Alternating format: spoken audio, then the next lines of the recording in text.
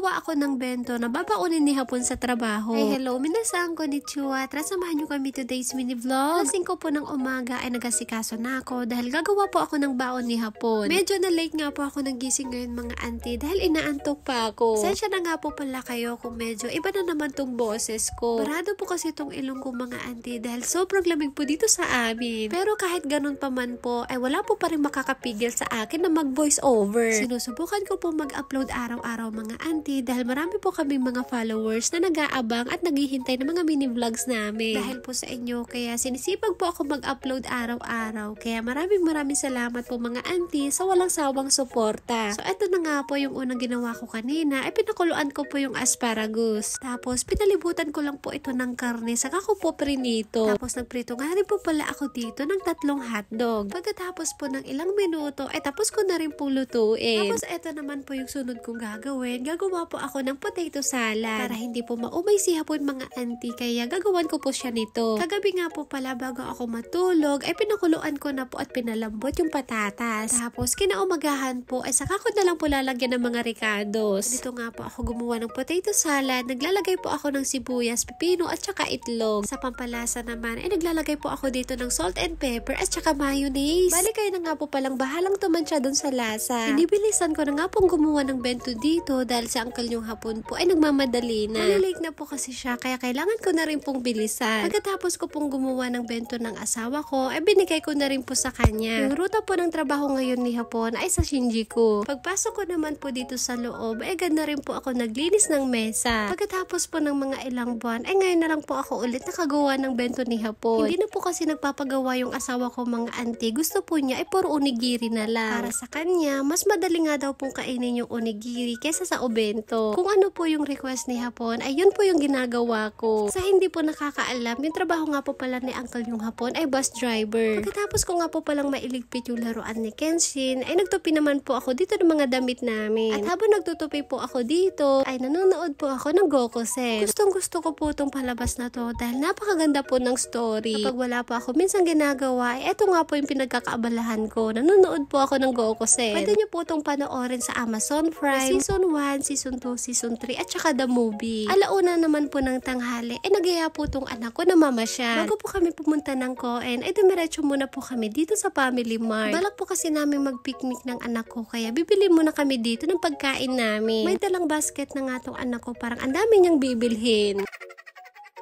面白いよこれ。Bagus lagi ya? Lucu sih. これ。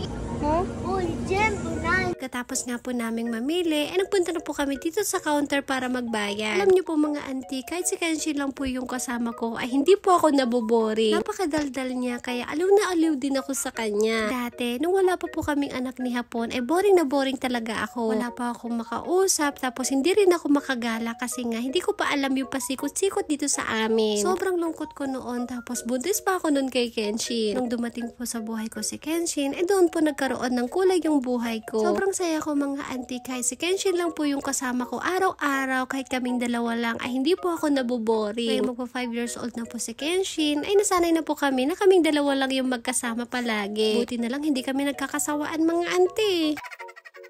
Para hindi po siya maboring na palagi lang nasa bahay, ay pinunta ko po siya dito sa Koen. Dito na nga rin po namin kinain kanina yung binili namin sa Family Mart. Pagkatapos namin magmerienda, ay niyaya nga po ako ng anak ko na maglaro. Kitaan nyo ni ante, awan kay ayam natin anak ko, so nga si kami nga duwa tinagay ayam.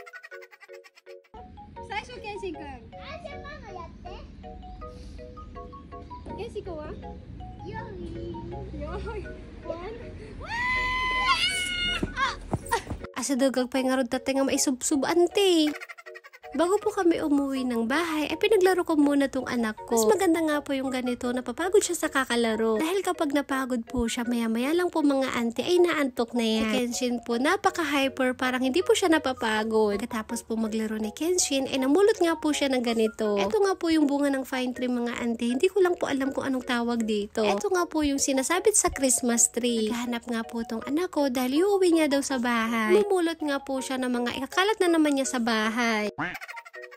Yun lang po. Maraming salamat sa panonood. Thank you for watching. Sayonara and... じゃあね、バイバイ。I love you。いいね。